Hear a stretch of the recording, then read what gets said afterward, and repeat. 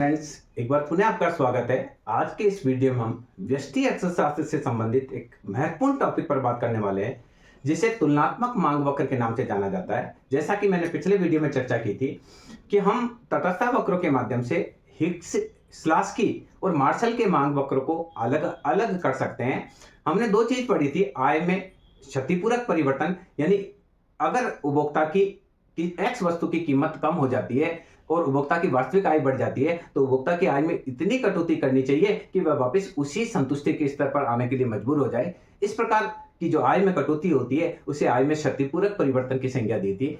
दूसरा हमने डिस्कस किया था आय में तुल्य मूल्य परिवर्तन, यानी यदि एक्स वस्तु की कीमत बढ़ जाती है और कीमत बढ़ने से उपभोक्ता की वास्तविक आय घट जाती है, तो उपभोक्ता को आय में इतनी वृद्धि करनी चाहिए उपभोक्ता की अनुदान के रूप में, नगद सहायता के रूप में, कि वह वापस उसी संतुष्टि के स्तर पर पहुंच सके। तो आय में जो ये वृद्धि की जाती है उसे आय में तुल्य मूल्य परिवर्तन की संज्ञा दी जाती है। तो इस प्रकार से मांग वक्र दो प्रकार के होते हैं, एक क्षतिपूरक मांग वक्र होता है और दूसरा जो मांग वक्र कहलाता है वो साधारण मांग वक्र कहलाता है। आज के इस वीडियो में हम ये देखेंगे कि साधारण मांग वक्र क्या है, क्षतिपूरक मांग वक्र क्या है और किस प्रकार से मार्शल का मांग वक्र है और हिग्स और स्लास्की का मांग वक्र कैसा है। तो इसी की चर्चा हम करेंगे। आज के इस वीडियो में हम केवल सामान्य वस्तु के बारे में ही इस चीज का डिस्कशन करेंगे। अगले वीडियो में हम हीन और गिफिन वस्तु की भी बात करेंगे, निम्न वस्तु की भी बात करेंगे। तो देखिए हम क्या करते हैं, सामान्य वस्तु के संदर्भ में आप थोड़ा सा इसको देखेंगे। सामान्य वस्तु के संदर्भ में हिग्स, फिर स्लास्की व मार्शल के मांग वक्रों की तुलना।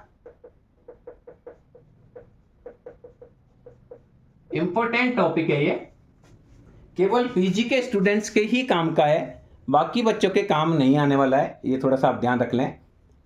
देखिए हम डिस्कस करेंगे कीमत। देखिए एक्स वस्तु की कीमत घटे तो देखिए स्टार्टिंग में आप देखेंगे, मान लीजिए उपभोक्ता की budget line A B budget line है। एक्स वस्तु सस्ती हो जाती है तो इसकी बजट लाइन होकर ए बी डेस हो जाती है, और आय में क्षतिपूरक कटौती करते हैं तो इसकी बजट लाइन ये हो जाती है। तो मान लीजिए उपभोक्ता पहले IC1 वक्र है, IC1 वक्र के P बिंदु पर संतुलन में था। एक्स वस्तु सस्ती हुई तो ये IC2 पर चला गया, R बिंदु पर संतुलन में हो गया। P से R तक कीमत प्रभाव है। अब हिग्स के हिसाब से इसकी आय में इतनी कटौती करनी चाहिए कि वापस उसी उदासीनता वक्र पर आने को मजबूर हो जाए, तो ये Q बिंदु पर संतुलन में होता है। तो P से Q तक प्रतिस्थापन प्रभाव होता है और ये आय प्रभाव होता है। ये आपका हुआ K, L और L, पहले पढ़ चुके हैं। और स्लास्की कहता है कि आय में इसकी इतनी ही कटौती करो कि चाहे तो ये वापस उसी P बिंदु को प्राप्त कर सके। तो आय में स्लास्की ये कटौती करना चाहता है A dash B dash Higgs के हिसाब से, और जबकि ये करता है A double dash B double dash. तो नई परिस्थिति में स्लास्की के हिसाब से Q डैश बिंदु पर संतुलन में होता है IC1 डैश के, और इसका प्रतिस्थापन प्रभाव होता है L डैश। ये हम पहले पढ़ चुके हैं कि प्रारंभिक में उपभोक्ता P बिंदु पर संतुलन में होता है, एक्स वस्तु सस्ती होती है तो R पर चला जाता है। हिग्स के हिसाब से इसकी आय में इतनी कटौती करनी चाहिए कि वापस उसी उदासीनता वक्र पर आने के लिए मजबूर हो जाए। तो नई परिस्थिति में हिग्स के हिसाब से Q बिंदु पर संतुलन में होता है, और जबकि स्लास्की कहता है कि जब आय में कटौती कर रहे हो तो इतनी कटौती करनी चाहिए जब कि वह वापस इतनी ही कटौती करो कि वह वापस P बिंदु को प्राप्त कर ले। तो नई परिस्थिति में Q डैश बिंदु पर संतुलन में होता है। हम पहले से भी पढ़ चुके हैं कि सब्स्टिट्यूशन इफेक्ट ऑफ स्लास्की ज्यादा होता है सब्स्टिट्यूशन इफेक्ट ऑफ हिग्स, सामान्य वस्तु कीमत कम। तो यहां देखिए अगर हम तुलनात्मक मांग वक्र बनाएंगे तो ये फर्स्ट, सेकंड, थर्ड और फोर्थ। पहले कीमत P2 थी, यहां पर उपभोक्ता था, P बिंदु पर संतुलन में था। एक्स वस्तु सस्ती होकर P1 हो गई, तो ये देखिए पहला, दूसरा और तीसरा। मार्शल के हिसाब से उपभोक्ता यहां चला जाएगा और वस्तु की M मात्रा खरीदेगा। मार्शल के हिसाब से उपभोक्ता कहां चला जाएगा, उपभोक्ता नीचे चला जाएगा, X वस्तु की M मात्रा खरीदेगा। स्लास्की के हिसाब से ये इस बिंदु पर होगा। देखिए P से A से मार्शल के हिसाब से B पर चला जाएगा, C और D। मार्शल के हिग्स, स्लास्की के हिसाब से ये यहां रहेगा और हिग्स के हिसाब से ये रहेगा। तो देखिए एक्स वस्तु सस्ती होती है, सस्ती होने पर मार्शल इसको आर बिंदु पर संतुलन में करता है, तो ये मार्शल का मांग वक्र है। स्लास्की इसको क्यू डैश पर संतुलन में करता है, तो दूसरा स्लास्की का मांग वक्र है। और तीसरा जो हम बात कर रहे हैं हिग्स क्यू पर संतुलन में करता है, तो ये हिग्स का मांग वक्र है। इस प्रकार कीमत कम होने पर ये तीनों के अलग अलग मांग वक्र होते हैं। अब एक्स वस्तु की कीमत बढ़े, देखिए पहली चीज आप इसको समझ लीजिए, प्रारंभिक में ए बी बजट रेखा के उपभोक्ता पी बिंदु पर संतुलन में था, एक्स वस्तु सस्ती हुई तो आर पर चला गया, तो मार्शल के हिसाब से पी से के से लेकर एम तक बढ़ेगा। हिग्स कहता है कि एक्स वस्तु सस्ती हुई तो उपभोक्ता की आय में वृद्धि हुई है तो उसकी आय में इतनी कटौती करो कि वह वापस उसी उदासीनता वक्र पर आ जाए। तो आय में ए बी से कटौती करते ए डैश बी डैश और ये क्यू बिंदु पर संतुलन में होता है, उसी उदासीनता वक्र से पी से क्यू पर चला जाता है। एक्स वस्तु सस्ती लग रही है तो ज्यादा लेता है, वाई वस्तु महंगी लग रही है तो वाई से पैसा निकालकर एक्स में लगाता है। तो नई परिस्थिति में मार्च ये एल पर होता है, ये देखिए एक्स। स्लास्की कहता है कि आय में जब कटौती कर रहे हो तो केवल इतनी ही करो कि वापस ये पुराना पी बिंदु है उसको प्राप्त चाहे तो कर सके, तो ये आय में कटौती होती है A double dash B double dash और ये क्यू डैश बिंदु पर संतुलन में होता है, तो ये स्लास्की का है। अब कीमत वृद्धि के संदर्भ में हम इसको देखेंगे और फिर दोनों का तुलनात्मक मांग वक्र बनाएंगे। बहुत इंपॉर्टेंट टॉपिक है ये। तो यहां देखिए स्टार्टिंग में मान लीजिए उपभोक्ता की पहले बजट लाइन ये थी, एक्स वस्तु महंगी हुई तो ये नीचे आ गया।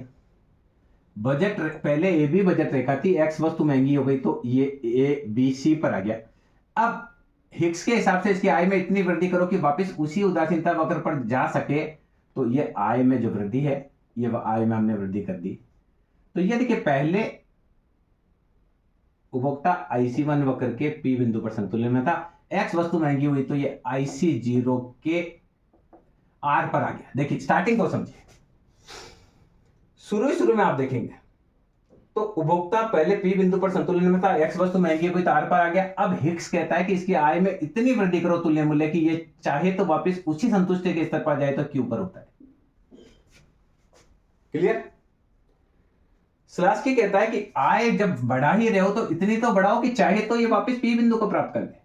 तो स्लास्की इसको थोड़े ऊंचे आय वक्र पर लेकर जाना चाहता है। क्लियर? तो ऊंचे आय वक्र पर लेना चाहता है और ये इसको क्यू डैश बिंदु पर संतुलन करता है, IC1 डैश के क्यू डैश बिंदु पर संतुलन में करता है। तो देखिए स्टार्टिंग में उपभोक्ता था के से ये गया एम पर, मार्शल के हिसाब से वस्तु महंगी होगी तो के की जगह एम खरीदेगा, हिग्स के हिसाब से इसको इतनी खरीदेगा एल, स्लास्की के हिसाब से इतनी ही खरीदेगा एल डैश। तो इनके अगर हम मांग वक्र बनावें तो देखिए स्टार्टिंग पहले ये पी बिंदु पर था, जब कीमत कम थी P1 कीमत थी तो ये पी बिंदु पर था। अब स्लास्की के हिसाब से यहां जाता है, हिग्स के हिसाब से इस वाले पर आता है और मार्शल के हिसाब से यहां आता है। तो देखिए अगर कीमत P2 हुई तो मार्शल के हिसाब से इसका मांग वक्र होगा ये, हिग्स के हिसाब से इसका मांग वक्र होगा ये वाला, हिग्स के हिसाब से इसका होगा ये, और स्लास्की के हिसाब से होगा ये।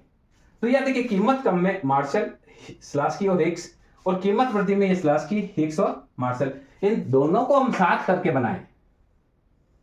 तो देखिए पहले मार्शल फिर स्लास्की और फिर हिग्स। तो ये देखिए ये मार्शल, ये स्लास्की का है और ये हिग्स का है। कीमत घट रही है तो ये तीनों के मांग वक्र है, थोड़ा सा इसका स्लोप कम कर देता हूं। कीमत घटने पर पहले तो है मार्शल, फिर स्लास्की और ये हिग्स। कीमत बढ़ने पर पहले है स्लास्की, ये देखिए स्लास्की, उसके बाद है हिग्स, उसके बाद है मार्शल, ये देखिए स्लास्की, हिग्स और मार्शल। तो अब इसका मतलब है कि यदि एक्स वस्तु की कीमत कम होगी तो मार्शल का डिमांड कर्व इस प्रकार का होगा, हिग्स का इस प्रकार का होगा और स्लास्की का इस प्रकार का होगा। इस प्रकार से हम दोनों ही, तीनों ही वक्रों के, तीनों ही जो इकोनॉमिस्ट है हिग्स, स्लास्की और मार्शल, इनके तुलनात्मक मांग वक्र बना सकते हैं। क्योंकि कीमत वृद्धि होती है तो कीमत वृद्धि में सब्स्टिट्यूशन इफेक्ट ऑफ हिग्स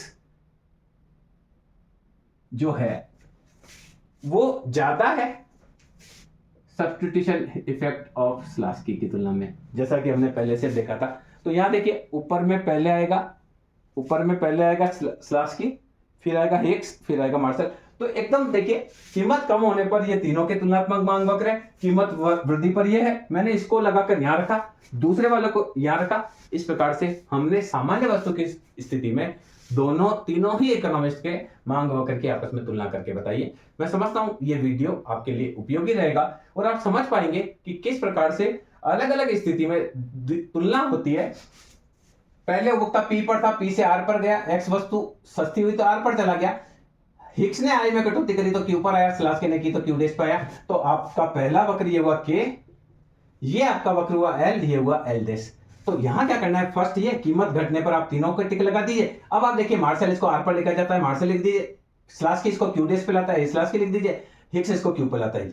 अब कीमत वृद्धि में यानी पहले कीमत पर यहां था उपभोक्ता संतुलन में, एक्स वस्तु महंगी हुई तो ये आर पर आ गया।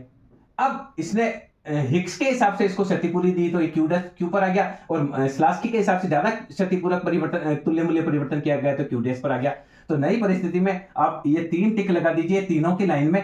पहले वाले में देखिए क्यू डैश पे स्लास्की होता है, क्यू पर हिक्स होता है और आर पर मार्शल होता है। बहुत सामान्य तरीके से आप इसको हल कर सकते हैं, बहुत ज्यादा घबराने की जरूरत नहीं है, सामान्य है, मैंने देखिए आपको बिल्कुल करके बताया है। अब हम नेक्स्ट वीडियो में ये देखेंगे कि यदि निम्न या गिफिन वस्तु है तो इनके तुलनात्मक मांग वक्र कैसे बनेंगे। लास्ट में हम गिफिन वस्तु के बारे में भी देखेंगे, निम्न या हीन वस्तु के बारे में भी देखेंगे। तो ये क्लियर है कि तीनों ही मांग वक्र सामान्य वस्तु के संदर्भ में हिक्स का भी नेगेटिव होता है, मार्शल का भी नेगेटिव होता है और स्लास्की का भी नेगेटिव होता है।